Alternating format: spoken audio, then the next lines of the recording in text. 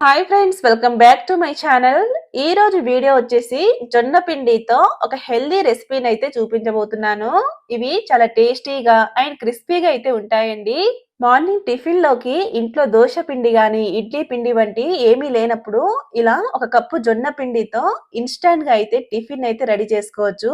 Tiffin అనే కాదండి, evening snacks గా అయినా చేసుకోవచ్చు. అలాగే ఈ టిఫిన్ లోకి మంచి కాంబినేషన్ అయిన చట్నీ కూడా చూపిస్తున్నానండి. మీరు కూడా ఒకసారి ట్రై చేసి చూడండి.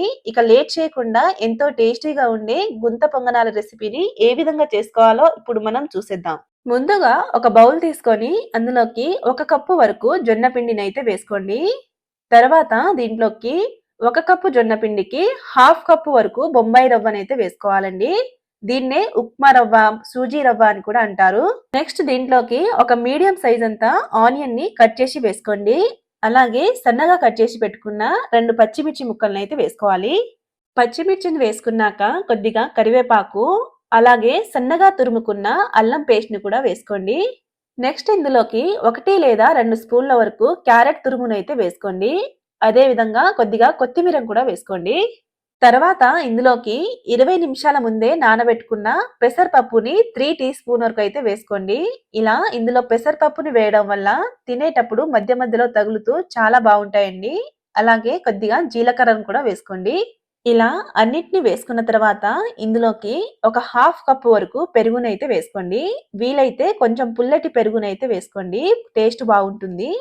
ఇలా పెరుగును వేసుకున్న తర్వాత మొత్తం ఒకసారి బాగా కలుపుకోవాలి.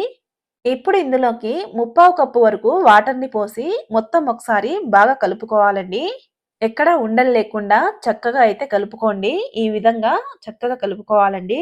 ఇలా ఈ పిండి మొత్తాన్ని ఒకసారి బాగా కలుపుకున్నాక మూత పెట్టి ఒక 5-6 నిమిషాల పాటైతే పక్కన పెట్టేయండి. ఈ లోపు మనం ఇందులోకి మంచి కాంబినేషన్ అయిన చట్నీని అయితే రెడీ చేసేసుకుందాం. ఫస్ట్ ఒక మిక్సీ జార్ తీసుకొని అందులోకి 1 కప్పు వరకు పుట్నాల పప్పునైతే వేసుకోండి.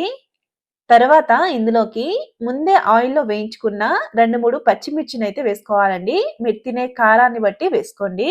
నెక్స్ట్ దీంట్లోకి 3 టేబుల్ స్పూన్ వరకు ఎండు కొబ్బరి తురుమునైతే వేసుకోండి. అలాగే కొద్దిగా జీలకర్రను కూడా వేసుకోవాలి. తర్వాత 4-5 వెల్లుల్లి రెమ్మలు, అదేవిధంగా కొద్దిగా చింతపండును కూడా వేసుకోండి. చివరిగా టేస్ట్‌కి సరిపడా సాల్ట్ వేసి మొత్తం ఒకసారి చక్కగా పౌడర్‌లా అయితే గ్రైండ్ చేసుకోవాలండి. చూడండి, ఇక్కడ చూయించిన విధంగా అయితే పౌడర్‌లా గ్రైండ్ చేసుకున్నాక ఇందులోకి కొద్దిగా వాటర్‌ని పోసి స్మూత్ పేస్ట్‌లా అయితే గ్రైండ్ చేసుకోండి. ఈ విధంగా గ్రైండ్ చేసుకున్నాక ఒక బౌల్‌లోకి అయితే వేసేసుకోండి. ఇప్పుడు ఈ చట్నీలోకి పోపేసి మొత్తం ఒకసారి బాగా కలుపుకుంటే ఎంతో టేస్టీగా ఉండే చట్నీ అయితే రెడీ అయినట్టేనండి. పుట్నాలతో చేసే ఈ చట్నీని జస్ట్ ఒక 5 నిమిషాల్లోనే రెడీ చేసుకోవచ్చండి. కాబట్టి ఒకసారి మీరు కూడా టిఫిన్‌లోకి ట్రై చేయండి. చాలా బాగుంటుందండి. ఇప్పుడు మనం 5 నిమిషాల ముందే నానబెట్టుకున్న పిండినైతే చూద్దాం. చూడండి, పిండి కూడా చాలా చక్కగా సాఫ్ట్‌గా అయితే నానింది. ఇప్పుడు ఈ పిండిలోకి హాఫ్ కప్పు లేదా 3/4 కప్పు వరకు వాటర్‌ని పోసి మొత్తం ఒకసారి బాగా కలుపుకోవాలండి. కన్సిస్టెన్సీ అనేది ఈ విధంగా అయితే ఉండేలా చూసుకోండి. కొంచెం జారుగా ఉండేలా అయితే చూసుకోండి.